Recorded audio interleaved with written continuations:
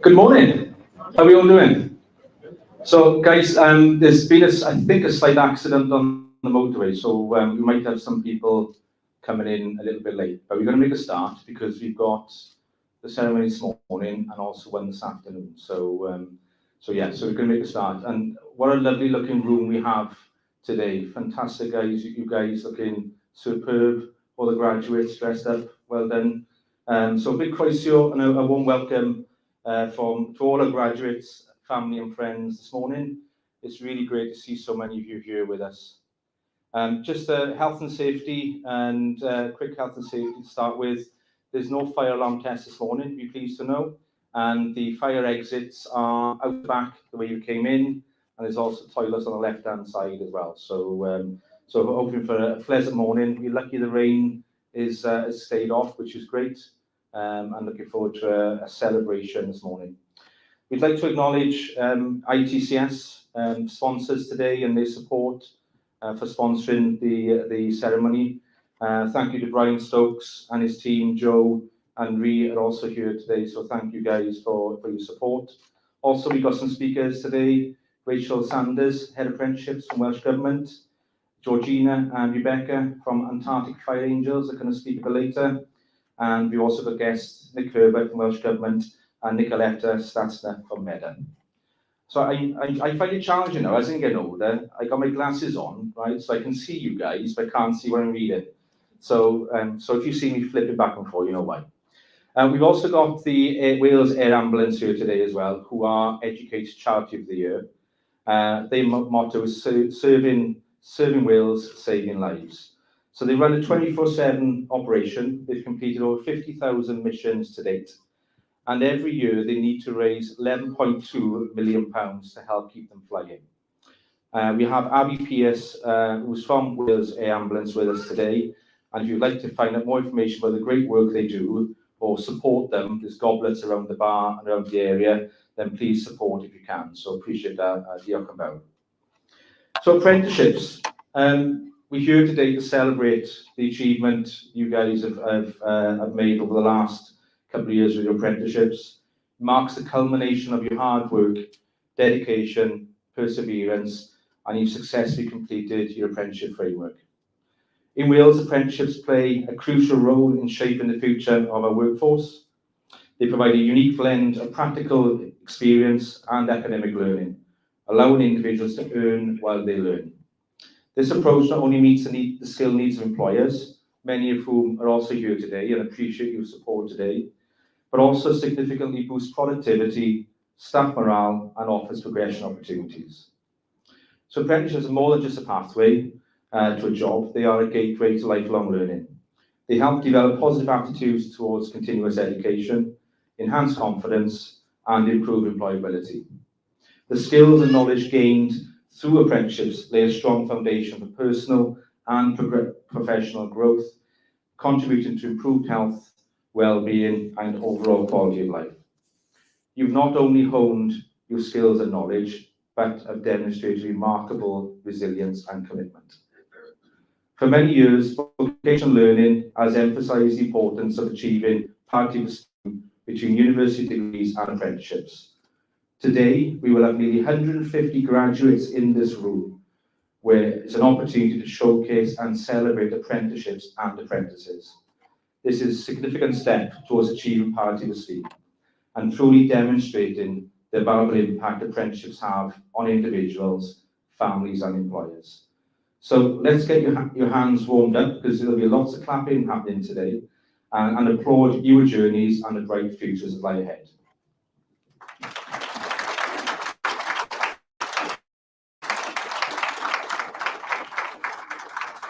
So congratulations to each and every one of you today.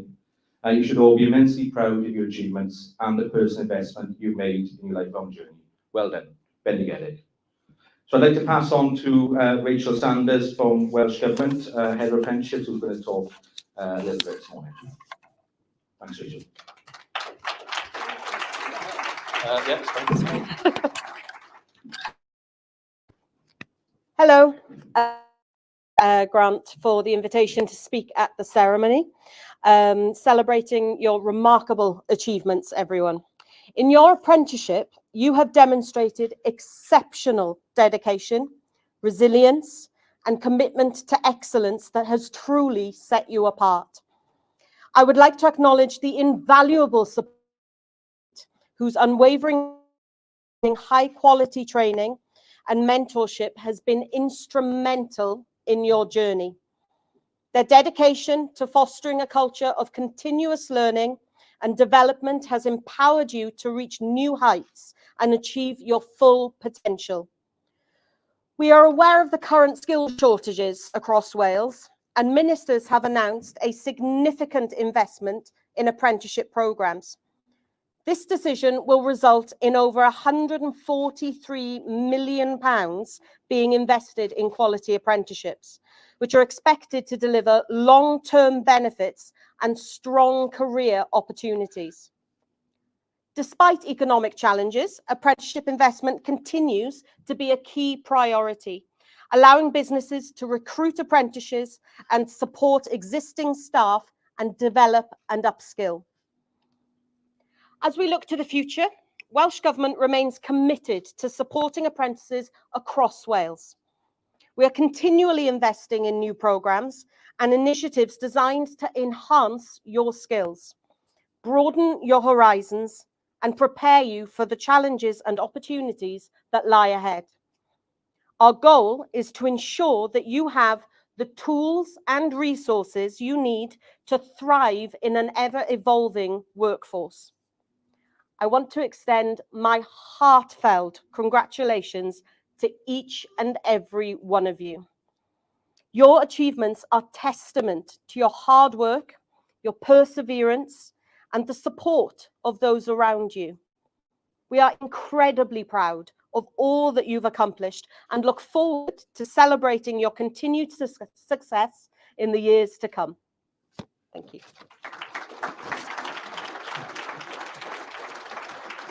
Thank you, Rachel. So I'm going to introduce you to two ladies now that's incredible what they've done. Both whole-time firefighters with South Wales Fire and Rescue and Mid and West Wales Fire and Rescue respectively, embarked on an expedition to the South Pole with a mission to challenge gender stereotypes. They've covered 1,230 kilometres, not 12,000. That would have been a long way, let's be fair. Sounded better, actually. In 52 days, 10 hours, 30 minutes, and achieved this unguided and unsupported. You can follow the adventure on ITV, where the documentary will show them facing some of the most hostile conditions on the planet, challenging themselves and embarking on their journey to the bottom of the world. I'd like to welcome George and Bex from the Antarctic Fire Angels. There's another mic there as well.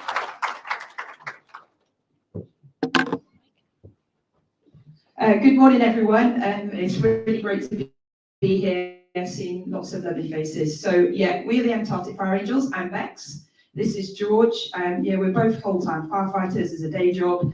And we went on an absolutely crazy expedition to the South Pole last November. So we left on the 21st of November and we returned just about, probably minus our souls, on the 12th of January this year. So it's not been that long since we've been back. And the both of us still do these talks around the country and look at the imagery, and we still quite can't believe that we were actually at the South Pole and it was actually us that was doing this. It feels a bit surreal to us still now, 7 months on. So yeah, we did 1,230 kilometres and it took us 52 days, 10 hours and 30 minutes, and we really did feel every single second of that time out in Antarctica. The place really is like being on a different planet, but an absolutely life-changing experience for the both of us.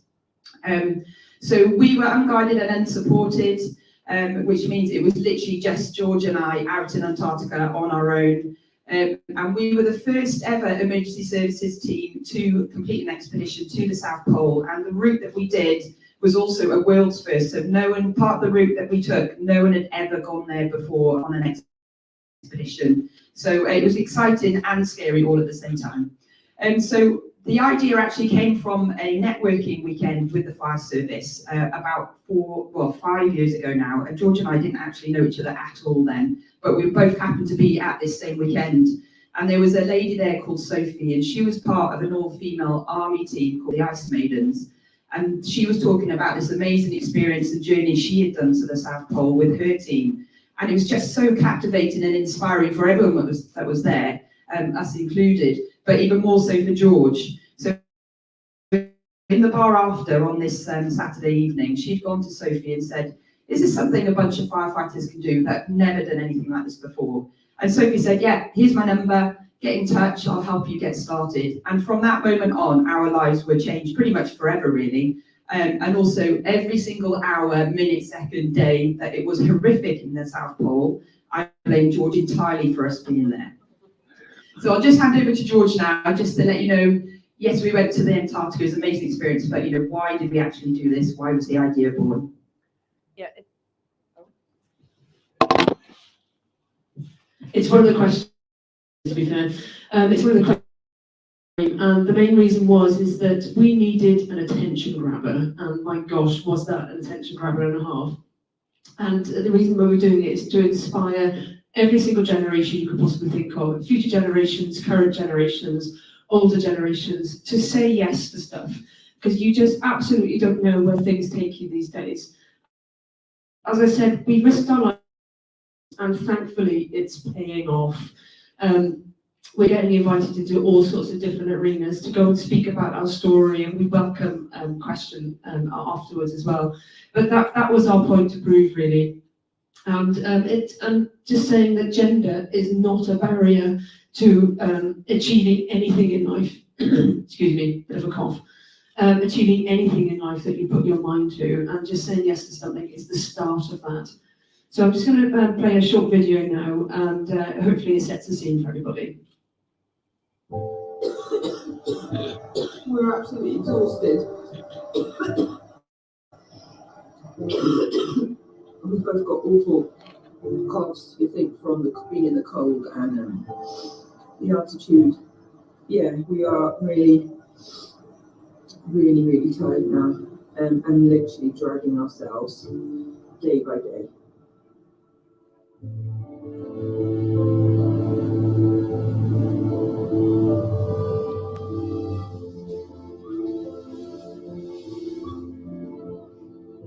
What sort of day has it been? How?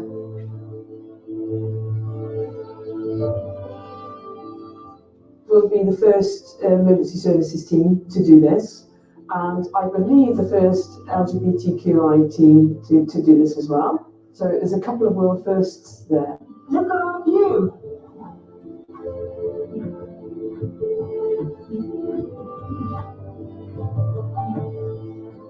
When we first started this, because we were unguided, a woman over the age of 45 couldn't get insurance for it. So, yeah, but now could. Gender isn't a barrier for what you want to achieve in life. Welcome to Antarctica, everyone! And you shouldn't let other people tell you that just because you're a woman or a girl, that you can't do something. We're trying to change the narrative of what it means to be a girl.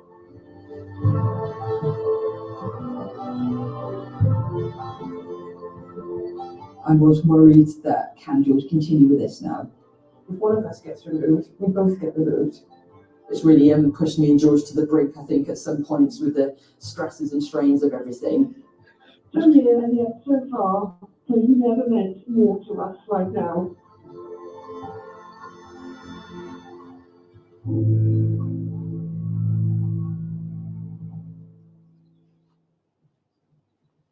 So, as I said earlier, our journey actually started 4 years before we set foot on Antarctica. So, over those 4 years, we spent a lot of time planning and preparing for the expedition. We had to prove that we were experienced enough and we had enough training under our belt to be able to even go to Antarctica. So all your training experience gets put to a board by a logistics company. They then decide whether we've got the experience and training to do the route and the expedition that we wanted to do. So we spent 4 years training, lots of time in Sweden and Norway, learning to ski. George and I couldn't ski at all. I can't say we can ski now, but we can actually stay on 2 sticks most of the time, enough to get to the South Pole. We had to spend time putting this tent up and down on the snow and the ice, living in the cold. We've never done that before. We had to learn about the equipment, using the cooker inside the tent and not burning it down, which would be pretty embarrassing as firefighters. As well as obviously like cold weather injuries, looking after each other, navigation, crevasse rescue training. nutrition as well. We had to learn about what kind of food we could eat, we could stomach while we were out there, but make sure we had enough calories, enough nutrition to keep us going. And then there was the fundraising side, which is pretty much the worst thing about the whole expedition, is trying to find the money and raise that to actually go, because Antarctica is very expensive. And then social media, self-promotion, which we were terrible at. So we had to learn all of these things to be able to even get to Antarctica. And it was a real roller coaster over those 4 years, and a real learning curve as well. You know, we had to learn so many new skills. George and I are firefighters. We didn't know anything about fundraising and logistics and things like that. So it was a real big learning curve for both of us. And we had a lot of no's during those fundraising years, going into rooms with, you know, with chair people of companies, CEOs, having to, you know, tell our story, say why we're doing it, promote ourselves. It was really difficult, I'd say, for both of us, and but something we really had to push ourselves forward and just get on with it, because we'd never have gone to Antarctica. So yeah, a big learning curve and a real big resilience builder, I think, having to, you know, we would go all the way to the board of a company, and then for them 2 weeks later to say, actually, no, we decided we're going to go with someone else to give the money to someone else. And it was a real kick in the teeth, and we had so many of those, probably 9 times out of 10. But because, you know, we knew what we wanted to do, and the reason we were doing it was so strong, that kept us going over those 4 years to keep working, raise the money to be able to go. But yeah, it was a real 4 years of roller coaster emotions. So now we move on to the nitty-gritty bits of Antarctica. So Antarctica for the first week, as you can see there, was actually very kind to us. And we were beginning to think, well, I mean, Antarctica, what is this the worst it could throw at us? We'd spent a lot of time in Norway and Sweden, and we'd been deliberately putting ourselves into these ridiculously treacherous to experience weather and see what type of wind speed would actually push us off our feet. And we achieved that. So, and in the first week, you can see it's absolutely glorious sunshine. We started off on a place called Union Glacier, and it was -9, so for Antarctica, that's very warm. And so for the UK, it's obviously a bit chilly, isn't it? But Antarctica, it's quite a sobering thought, it was only -9. And as we set off, we had all these mountains around us, and it was the most privileged feeling I think we've ever had in our lives. And so we spent a week putting our sleds, and then we realised there is no glide on Antarctica. The snow is extremely dry there. So if you think we slide on ice in the UK, it's because it's high humidity. And so there's always a film of water on it, which makes us aquaplane on it, basically. And Antarctica, the humidity is about 0.5%. So if you don't mind skiing for 53 days with what's the equivalent of somebody scratching their nails on a chalkboard behind you, then it's the place for you to go. But all of a sudden, we got very complacent with our weather, and we were in base layers. We'd actually put in factor 50 sunscreen on, and we were still burning. For that first week, we got to the end of the first week, and we actually had skin peel. It was absolutely revolting, you can imagine. And we weren't able to shower, so it was just getting worse and worse and worse. And we thought, well, it has to get colder at some point, because we're sweating too much. So even though it was warm, and we were sweating, that sweat is still freezing on the inside of our equipment, which makes you feel cold. So it was a real conflict of things going on with our bodies and our equipment. But as the week progressed into an area called Hercules Inlet, and they always tell you when you get to Hercules Inlet, try not to hit it when there's a storm, because it likes to funnel down Hercules Inlet and the wind accelerates as it reaches the bottom. So what happened at the end of the first week, we got to the bottom of Hercules Inlet and a big storm came in. So we ended up with absolutely ridiculous winds. But literally just before that, you can see one of the videos there, and we'd stopped, and the sun is constantly behind us. We'd stopped for our break, and I looked behind and I pointed at this enormous sundog. And from that moment on, you get a feeling of impending doom. And because it felt so close to us, it felt like we could almost touch it. You can see in the video that's going to be scrolling around in a bit. And then next to it is a huge bank of cloud. And 20 minutes later, that bank of cloud came in and completely swamped us in flat light, a complete whiteout. And then we thought to ourselves, oh, hello Antarctica, you've just woken up. And it really didn't become apparent. We were still sort of skiing along, thinking everything was fine, until Bex skied next to me. She said, "What on earth are you doing?" She said, "You are swerving, and it feels like we're going around in circles, and what on earth are you doing?" And she basically said, "Have you been at the Baileys?" We took a liter of Baileys with us. And I said, "No, I haven't been at the Baileys." And she said, "Right, okay, we need to sort something out here because we can't see where we're going." And in the video you can see there's a compass mount. We got some places from the first week. We thought, we're not going to put compass mount on, we've got the GPS, it's fine. And then lo and behold, we needed that GPS. So the temperature plummeted from -9 to -30 in the space of that 20 minutes because we had no sun. And so we had to stop. We had to fumble around in the pulk. We got the compass and its mount out. And then the compass, which is clear, fell into the snow. And on a flat light, if anybody skis, you know what a flat light is. It was really difficult to find it again. We eventually got it all back in. But in order to do that, I had to take my mittens off in order to make that happen, and quickly. So on Antarctica, you've got about 10 seconds with your gloves off before you start to feel a bit of pain. At that point, we were starting to get a little bit snippy with each other and lost our tempers with each other because we had dropped the ball, basically. We had messed up so much in that 20 minutes that it could have been an expedition ender. So, wow, was that a lesson that we learned for ourselves? But we carried on. I had to get my emergency mittens out to re-warm my hands, and it was a good half an hour of absolute pain in the ends of my fingers. But I came back with all my fingers and toes, thankfully. I still have a full-time job that I've got to keep doing.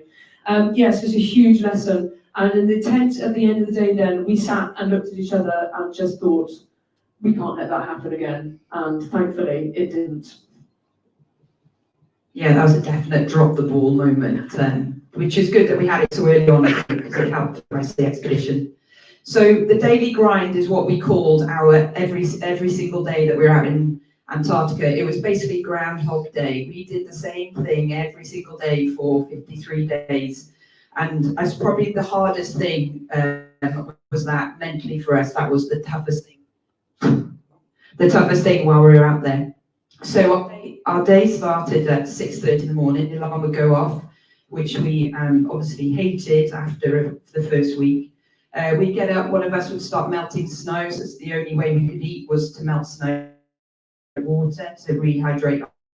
And while the other was kind of getting up ready and sorting equipment out, things. We'd have breakfast, get everything packed up, and then we would try and leave around 9 AM, which sounds like a long time to get ready, but it really does take a long time to sort all your gear out. It probably takes over an hour just to melt enough snow to be able to have breakfast, and then sort everything out, ready to get going. So we'd ski for 10 to 12 days, and we'd break it down of skiing and then about 10 or 15 minutes off for a break. And during those breaks there, we'd make sure we'd eat, drink, go to the toilet, which was probably the worst thing in those break times, especially for women, because you've got to take your trousers down, expose your skin, and when it's -30, it's not very pleasant. So George and I became each other's toileting cheerleaders, toilet roll holders, windbreakers, and as George always says, we have to make sure that we knew which way the wind was blowing for the sake of the other person. So the daily grind was tough, and during those breaks as well then we'd sit down, we had to take the weight off the feet to make sure that we managed, you know, those 10-12 hours. Even though once we get up again, the stiffness really kicked in. George and I are over 40 now, so we do definitely feel it, some older than others. And during those breaks, we'd eat cheese, salami, chocolate, flapjacks, basically things that didn't completely freeze, were enough calories, and we could stuff for the whole 53 days. We definitely got sick of eating partially frozen cheese and salami after that amount of time, but it was basically fuel for us to keep going. So we just had to eat it. And then fluids-wise, we had a flask of water and a flask of a hydration drink. And that is what we had every single day for 53 days. So you can imagine how samey that got. And then during the morning, we would have a granola type mix with coconut powdered milk and a hot chocolate. And then in the evening, we'd have like a freeze-dried meal, like space food, basically, with recovery shake and then some biscuits, and that's basically what we ate every day, wasn't it? So it was pretty boring, pretty samey, and then we throw in a little bit of Baileys when we fancied it for special occasions. We also had a little bit of gin in the bottom as well. We didn't really feel like that at the end of the day. We were like, we'll celebrate. No, it just didn't happen at all. So tent life, the tent was our home, the tent was the place where we cooked, and later on it was also the place that we had our toilet. And as gross and disgusting as that sounds, when it's -30 outside, you are very happy to have an ensuite. And you might have noticed in the one of the other videos as well, is that I came down with a condition called polar thigh. So it's like literally, when you're on Antarctica, you get a cool name called polar thigh. When you come home, they're called ulcers and chilblains. So yeah, I had a condition called polar thigh, which meant I had to keep myself, my skin, my thighs, out of as much wind and cold as possible, because once it starts, it is impossible to stop it. You can slow it down as much as you like, but it's impossible to stop it. And yes, so it also became our ensuite as well. But it was also a place that was, on a sunny day, was extremely comfortable for us. So if anybody's camped in Scotland, if you can camp for a week in Scotland, you can camp anywhere in the world, honestly. And we've done a little bit of that also in Norway and Sweden as well. But on the sunny days, the tent is red. The solar intensity is incredible on Antarctica. So it might be -30, -40 outside, but on the inside of this tent, it was +20 degrees. So we had our extremely expensive -45 rated down sleeping bags that we got in. And for 50% of the time, we were actually sleeping on top of them in our underwear, thinking, well, what a waste. But when the sun wasn't around, it bobbed around sort of -5, something like that. But we were very, very happy to have that sun in the tent, basically because it allowed us to dry our gloves and our socks, as disgusting as it sounded, on a lovely washing line that we had in there, or drying line. And also our balaclavas. In one of the videos, you saw a big icicle hanging off our balaclavas. Well, they were soaking wet by the time we got in the tent, but it meant by the morning they were dry. They'd get wet the next day, but at least you had that reset every morning. When the sun wasn't there, you didn't have that reset, so it made getting up in the morning so much harder. It was also a place where we took a rugged tablet with us. It sounds like a bit of a luxury, but we thought, well, why not? We're prepared to drag it around with us, so why not? And we managed to watch a lot of Netflix and House of Cards and things like that until we realised that actually Netflix deletes all your stuff after a month of not logging in. So we only got halfway through the House of Cards, and it was like, if we could have cried that day, it was ridiculous. But we got ourselves back together. We thought, this is ridiculous. We're cutting short our days here just to get an episode of House of Cards in. We can't let it ruin our lives. So we carried on going. We also had Christmas in the tent as well. We had a white Christmas, don't feel too sorry for us. We watched Elf, we had Christmas pudding, and we had a white Christmas. And on New Year's Day, we watched Barbie as well. So whoever has not watched Barbie, you have to watch that. Yeah, so it was probably quite a comfortable time in the tent, really, wasn't it? Yeah, it made actually being out there doable, really, didn't it? I think if it'd been horrific in the tent every night, that would have, for 53 days, that would have been really tough. So yeah, it made it a little bit more pleasant. So people often ask us, how did we survive, just the two of us, 53 days, no one else? How are we still even friends? How are we in the same room together?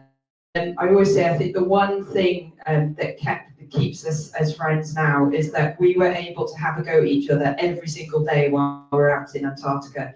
And it wasn't a conscious thing before we went to Antarctica that we decided we're gonna, we're able to have an argument every day. It just kind of happened quite naturally. So we'd have a little go at each other about really small, tiny things, with food, or run out of time, or we were meant to do something at a certain time and we didn't do it. It was really small things, but in Antarctica everything is exaggerated, and it would just annoy us. And then at the end of the day, we would basically just say it to each other. But we were really good at letting go, and I think that's the biggest thing, is that we'd have a go at each other, but then literally a minute later we'd be talking about something completely different and we would have forgotten about it.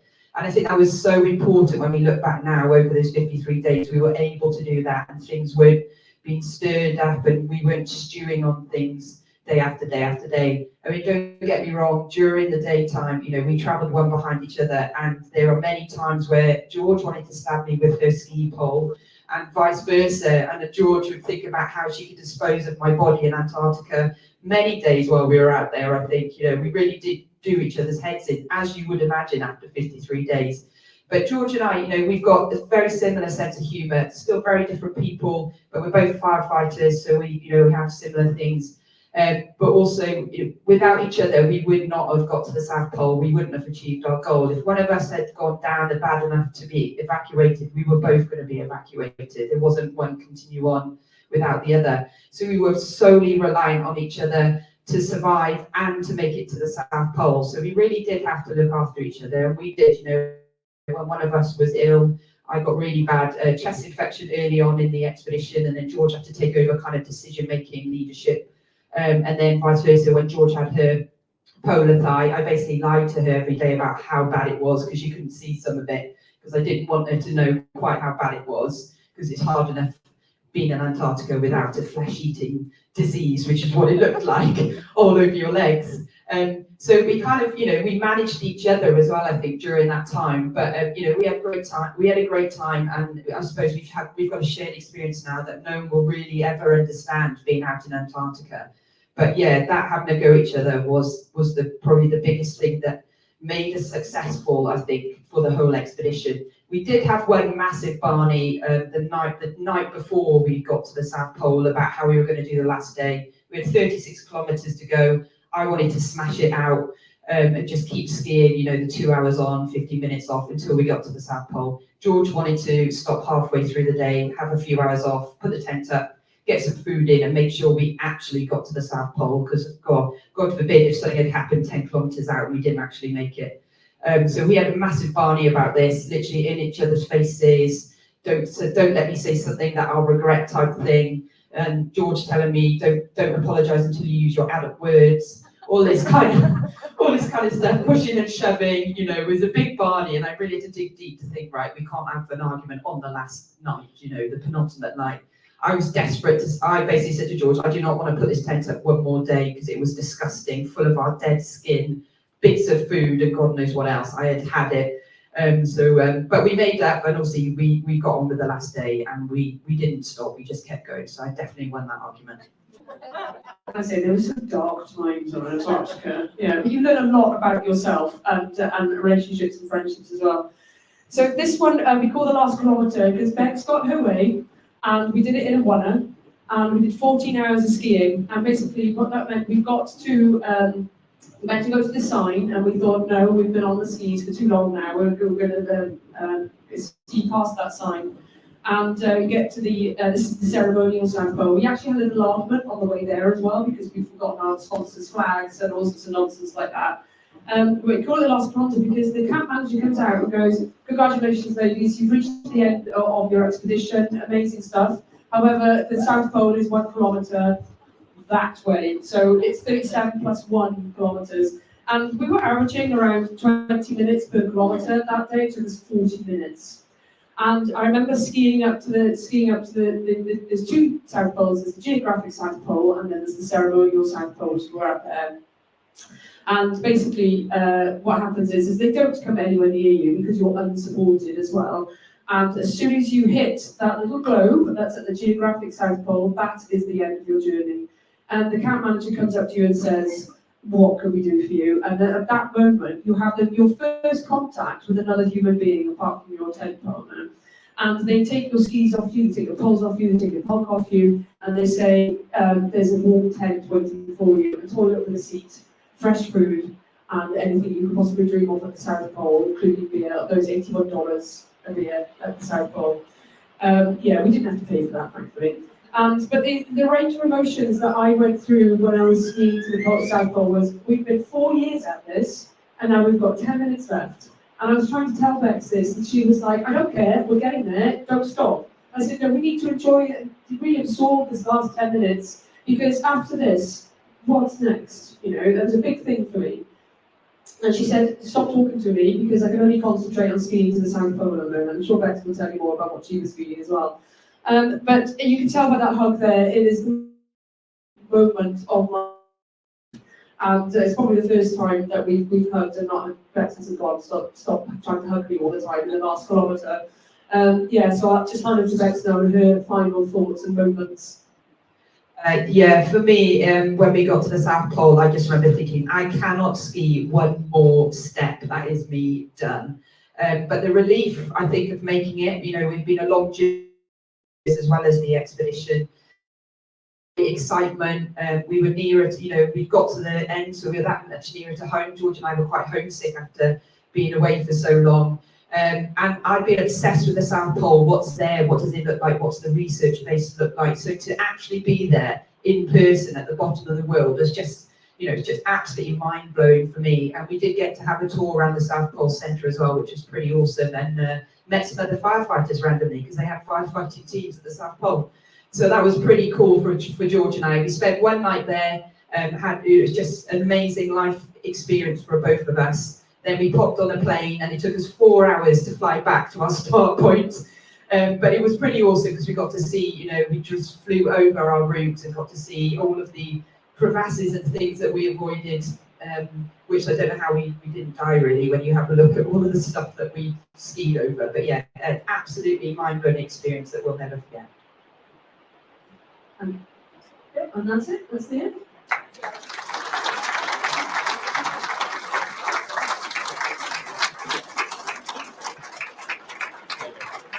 Thank you both. Well, one incredible achievement, absolutely incredible, and inspirational to us all, really. Do you want to introduce Ryan Stokes from ITCS, who's going to say a few words? And as I said earlier, ITCS kindly sponsoring today and supporting us in the ceremony. So Ryan, who's the founder of ITCS, is going to say a few words. Thank you very much, Grant. How do I follow that? Nowhere near as inspirational. That's an amazing story, and definitely something that will live with you for the rest of your lives. As will your guys' day here today. So for me, it's a pleasure to help educate and sponsor the event. But for you guys, this is the start of some great beginnings. It really is. All I want to say is a massive congratulations to you guys on what you've achieved. Vocational learning is hard. It's very hard.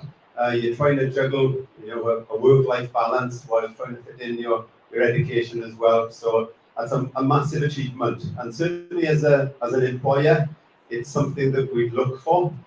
So do make sure that you've got that on your CV. It speaks volumes about yourselves, your determination, your dedication to your personal development. It's something you should all be very, very proud of. We go back to, we've always supported vocational learning within the company, and one of our first learners joined the company some 20 years ago with an appetite for, you know, new technology and constantly wanting to learn. That not so young lad now is now our technical director and a shareholder in the company. So really, you know, this is just the start of your journey. I encourage you to keep on learning. It's a great trait that will certainly see you well for the rest of your days. I'd also like to say thank you to Educ8, probably on behalf of the graduates and also on behalf of ITCS. One, for allowing us here to help you sponsor the event today, but also for what you've done for some of our staff. They've gone through a lot of learning exercises, you guys, and they've grown in their ability, their confidence. So we certainly see the value of what you guys have added. So yeah, look, it's all it remains for me to say is massive congratulations to you all. You should be so proud of yourself, and yeah, enjoy the day. Thank you.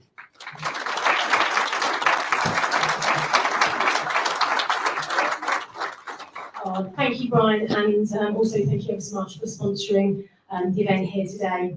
So really excited to see you all here today, supporters and families and friends, and of course our graduates.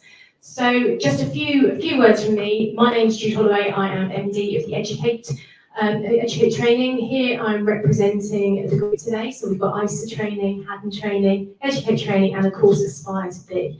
So we've got lots of different graduates qualifying today from lots of different areas, which is really exciting. What we're going to do then, we're just going to watch this little video before we start the ceremony.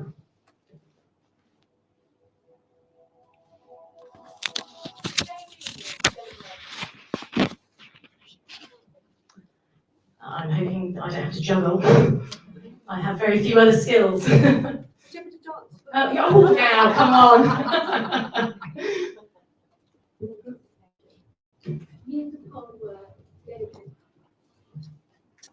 Oh, it's going to be the dancing, isn't it? It is. dedication and determination.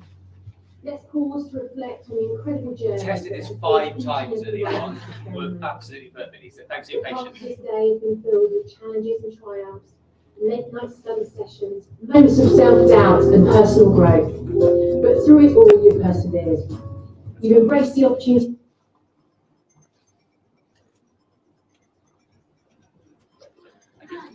Thank you. Today we're here to celebrate a momentous occasion. Years of hard work, dedication and determination. Let's pause to reflect on the that has brought each and every moment. The path of this day has been filled with challenges and triumphs, late night study sessions, moments of self-doubt and personal growth. But through it all, you've persevered. You've embraced the opportunity to learn, to expand your horizons and discover your true potential. You've not only acquired knowledge, but you've also gained invaluable life experiences. You've developed well in whatever path you follow. Your graduation today is not the end, it's just the beginning of a new chapter. In a world that sometimes can feel divided and uncertain, I urge you to be the positive change makers, the problem solvers, the leaders who inspire others. I have no doubt you'll go on and accomplish remarkable things and can't wait to see the incredible impact you'll have. Congratulations. Apprenticeships are a really good way to upskill and also to progress in your career. Whilst you're working, you can gain the qualification, and you can do so in a variety of different ways to kind of match the competency and for your assessor to check the competency. So I would highly recommend an apprenticeship opportunity if you get the chance to do it. Doing my apprenticeship in digital marketing not only helped me gain a vocational qualification for my CV, but also helped me develop the skills and confidence to use new digital marketing techniques in my work with the help of my excellent trainer coach. I've worked at Educ8 for 14 years, and during that time I've seen many apprentices complete their apprenticeships and move on to very successful careers. Isn't it exciting to think that an apprenticeship can give you all the knowledge and skills you need to move on and progress in your career? Here at Educ8 we offer various subject qualifications at various levels, so we can really help you and support you to develop and move up the ladder in your chosen career. We believe that lifelong learning is key to development, and we're here to support you every step of the way. We're part of the Children and People Delivery team, and we'd just like to say a massive congratulations to all of the graduates. I'm Jade, I'm the Customer Account Manager for Childcare, and I just want to say a massive congratulations to all of our graduates. I am Candice, your Essential Skills Invigilator. Just want to say a big well done. Congratulations. And I'd just like to say what an amazing achievement of you all, and good luck for the future. Congratulations, everyone! Congratulations on graduation! Hi, my name is Donna Friend. I'm the Programme Manager for Educ8 Training. We'd just like to wish all our learners congratulations on the graduation and achieving their apprenticeships. Congratulations! Hi, I'm Grant Santos, CEO of Educ8 Training Group. Just want to say to everyone, congratulations on graduating from the apprenticeship programme. You should be extremely proud of yourselves. It's an awesome achievement. Well. Hi, I'm Colin Tucker, Chairman of the Educ8 Training Group. Many congratulations on your success today. Have a fantastic time and all the very best for the future.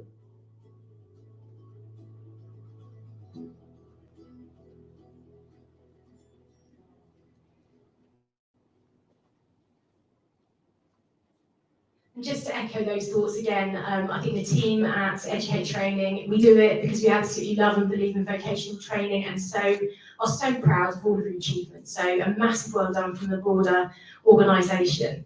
So we're going to get to the cool bit now. This is the bit everyone's waiting for. So how we're going to ask you to come up is from the back row first, and then you're going to come down, and we're going to come centre stage.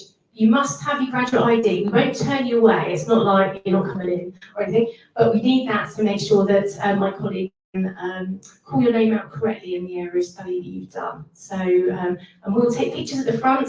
We'll have a scroll with me, and then what will then happen is I get to keep that scroll. You walk around the outside and collect your own dedicated scroll at the back, where our colleagues all directly there. Is that all right? So everyone knows? Otherwise we'll end up with everyone hanging out here and it'll get a little bit messy. So I'm going to pass over now to Kath Wing.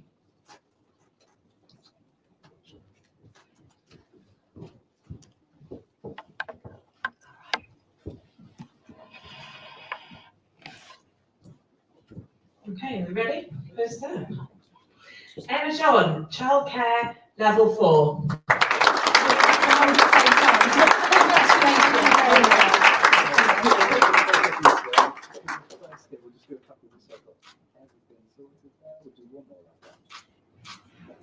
Well done. I get to get you that one. Thank you. Aisha Lipnett, Social Media Level 3.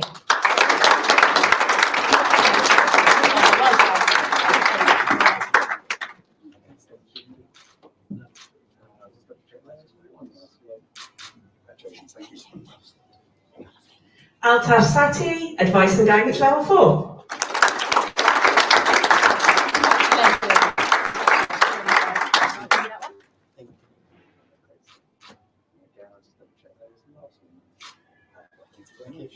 Thank you. Karen Ashburton Dunning, Healthcare Science Level 4.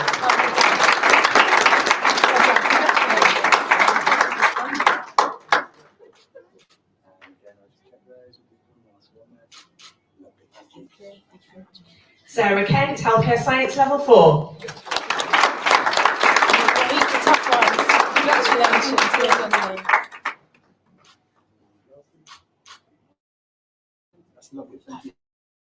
Craig Ambler, Leadership and Management Level 5. I think I said level 4, didn't I? Congratulations.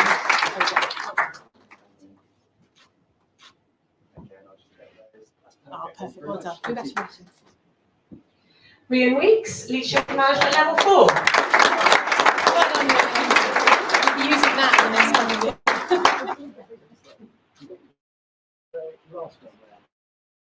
Well done. Well done. Jessica Thomas, Childcare Level 3.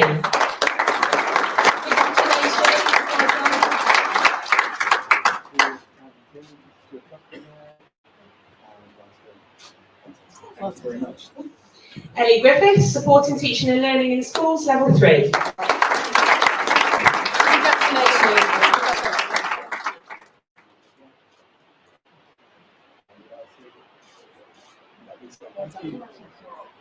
Sydney Howe, Advice and Guidance Level 4.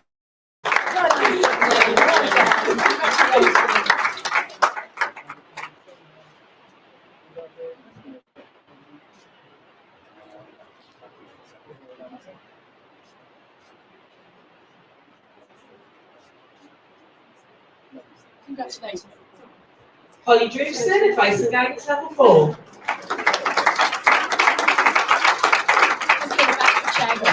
Congratulations, well done.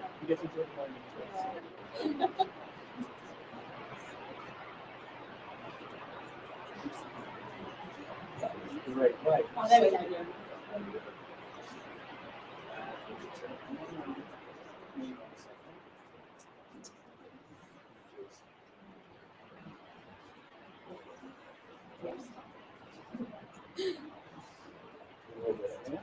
There we go, that's better. Fantastic. Congratulations, well done. Jonathan Davis, Advice and Guidance Level 4. Congratulations, well done.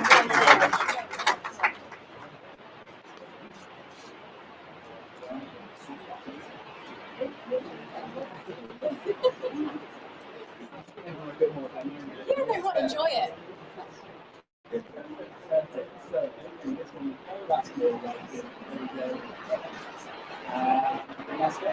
Congratulations, I'll put that one in Newport. John Hughes, Advice and Guidance Level 4. Congratulations,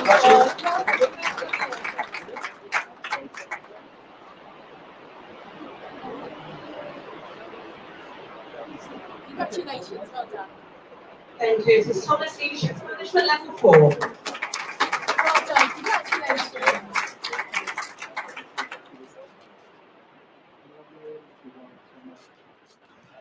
Well done. Denise Thomas Jones, Advice and Guidance Level 4.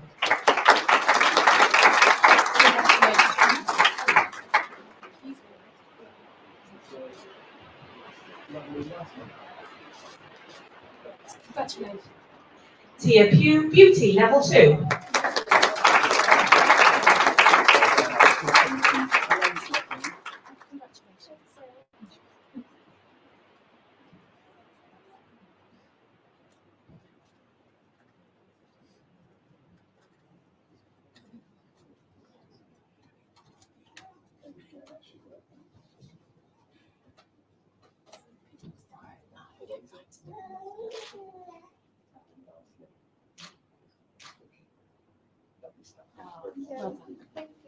Mario Falbo, Leadership and Management Level 4.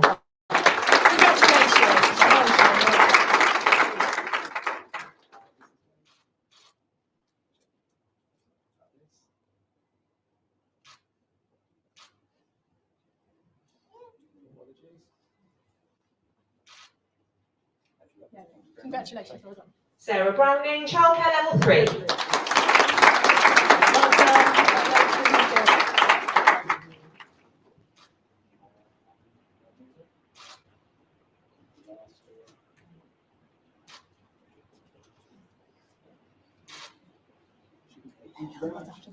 Ben Gallivan, Advice and Guidance Level 4. Well done, Ben. You need to use that quite a lot.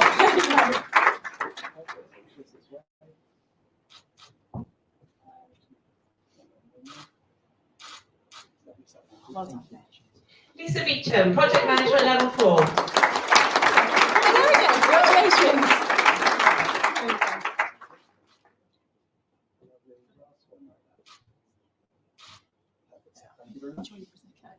Kim Williams, Advice and Guidance Level 4. Oh, well done, Kim. She looks gorgeous, isn't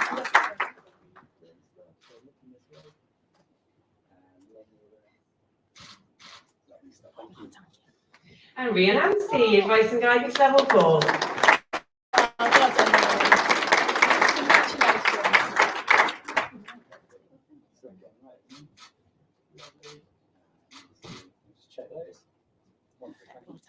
Sean Cummings, Childcare Level 4. well done. Tough one, isn't it? Well done.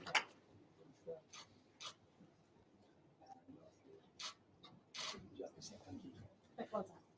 Ruta Health and Social. There we are. Congratulations.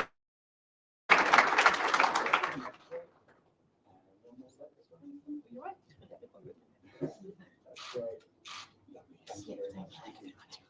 Laura Barker, Leadership and Management Level 4. Well done, Laura.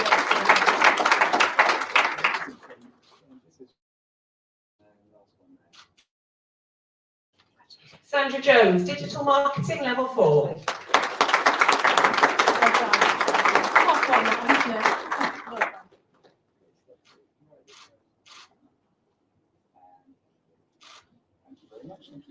Jessica Allen, Hairdressing Level 3. Well done.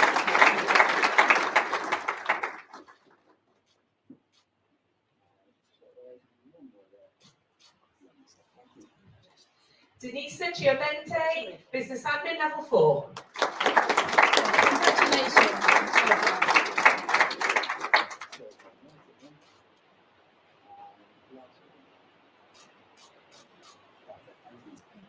Gail Devine, Leadership and Management Level 4.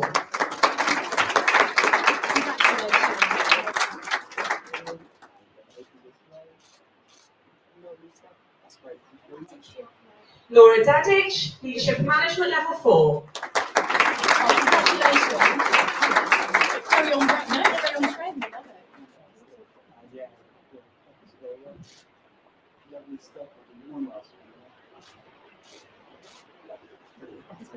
Rachel Wills, Healthcare Science Level 4.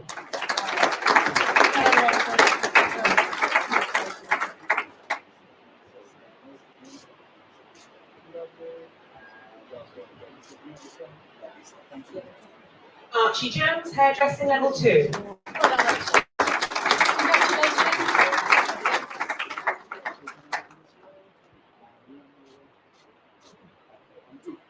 Alice Holder, Animal Care Level 2.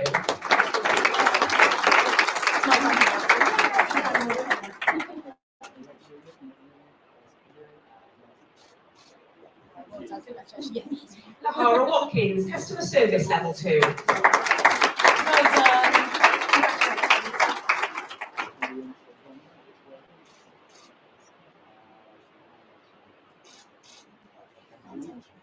Shauna Giddings, Horse Care Level 2.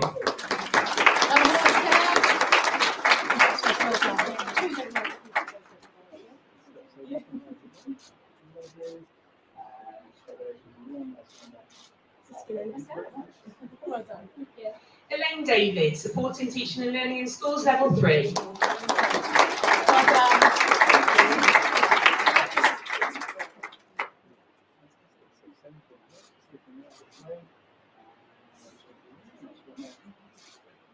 Congratulations. Sonia Thornton, Supporting Teaching and Learning in Schools Level 3.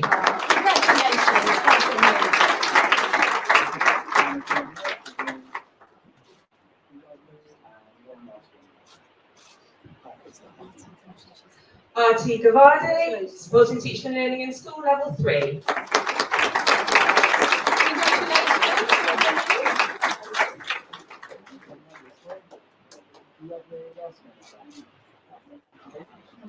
Abigail James, Childcare Level 3.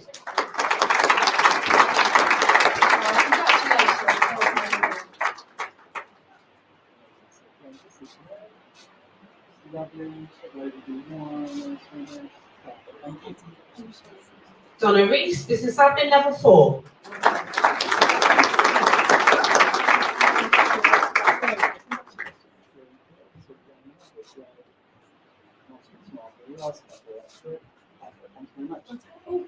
Did you get that on? Let's have a look. Let's just check. We've got one with it on. I'll tell you what fixed. Yeah. Yeah. They all good things. Get it right. There we go. Yeah, that's perfect. Again, looking marvelous. And you have one with the multiples on. Amy Desmond Williams, Leadership and Management Level 5.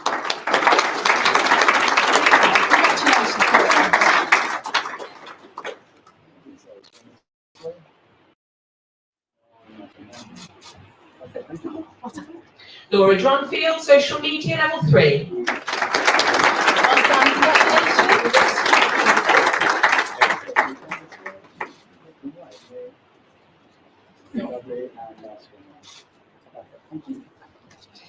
Louis Buckley, Leadership and Management Level 5.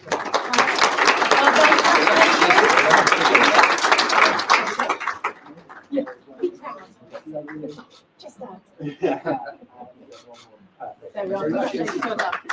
Andrew Brockley, Leadership and Management Level 5.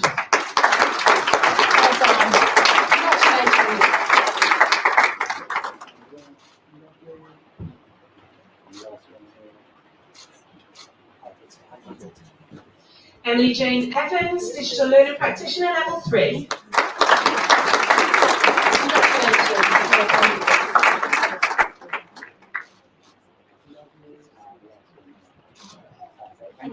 Oh, there we are, dancing. Digital Learning Practitioner Level 3.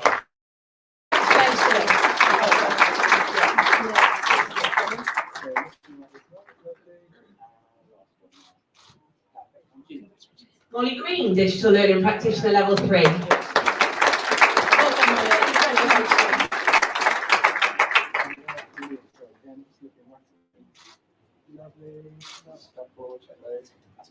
Thank you. Isabel Lovelace, Beauty.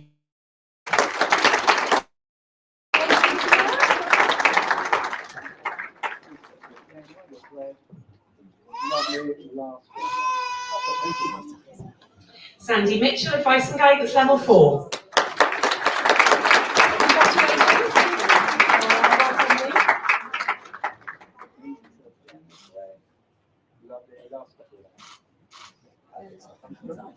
Kelsey Moses, Health and Social Care Level 3.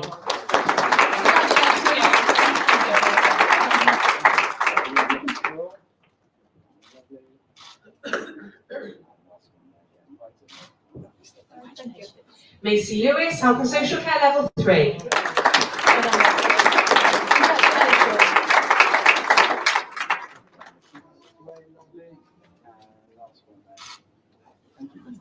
Amy Everson, Childcare Level 4.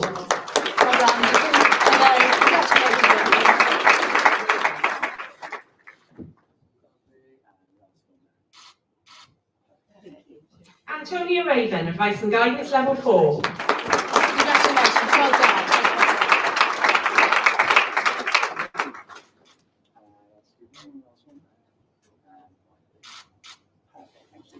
Emily Sully, Leadership and Management Level 4. Well done.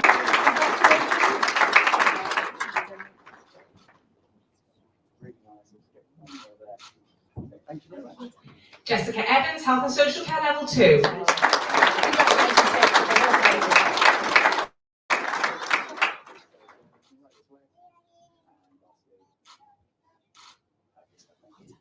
Abby Thomas, Leadership and Management Level 4. Well done, Abby. Congratulations.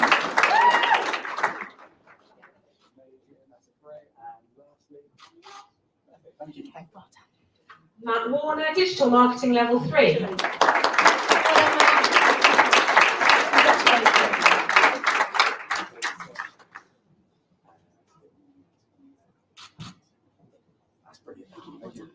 Samantha Chamberlain, Health and Social Care Level 2. Congratulations.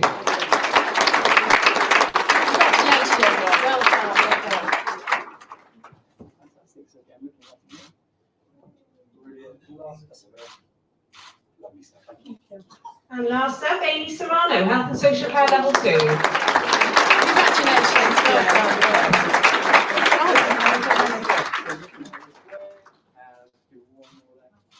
Thank you very much. Okay. No.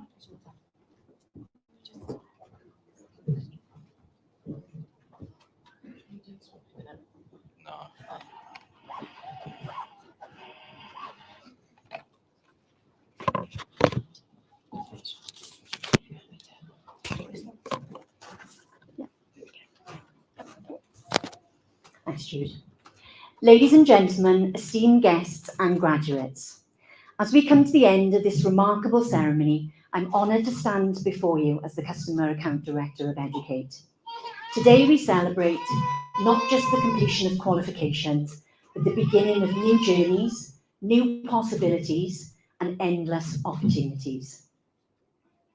First and foremost, I want to extend a heartfelt thank you to all our speakers today. Your insights and words of wisdom have been truly inspiring and have set the tone for the fantastic achievements we celebrate today. I'd also like to express our deepest gratitude to our sponsor, ITCS. Thank you to Brian and his team. Your support has been invaluable in making this day possible and helping our graduates reach their full potential. And now to our graduates, congratulations. Your hard work, dedication and perseverance have led you to this momentous occasion. Each of you have demonstrated exceptional commitment to your personal and professional growth. And for that, you should be immensely proud. In today's ever-changing world, the importance of being true to yourself cannot be overstated. As you move forward, remember to trust yourself. Embrace your unique qualities, your strengths, and even your weaknesses, for they make you who you are. Authenticity is a powerful trait, and it will guide you through both triumphs and challenges. Furthermore, never underestimate the value of lifelong learning. The journey of education does not end today. Continue to seek new knowledge, stay curious, and stay open to new experiences. Lifelong learning is not just about acquiring new skills, but also about adapting, growing, and evolving in all aspects of life. It would be remiss of me not to say and not to mention our progressions desk, where the team is on hand to help you with any further learning opportunities you might have across ISA, Haddon, Aspire to Be, and of course Educ8. As we conclude this ceremony, I want to leave you with this. Be proud of yourself. Stand tall and cherish this moment. You have achieved something truly special, and this is just the beginning. Hold on to the memories, the friendships, and the knowledge you gained here at Educ8. Let them be on which you build your future. Congratulations once again to each and every one of you. We look forward to seeing the incredible things you will achieve. As this now marks the end of the ceremony, we'd like you to make your way back to the Calon Lodge for a glass of fizz and maybe an orange juice, and the bar is open until 12:30 for if you want to stay around a little bit longer. Thank you.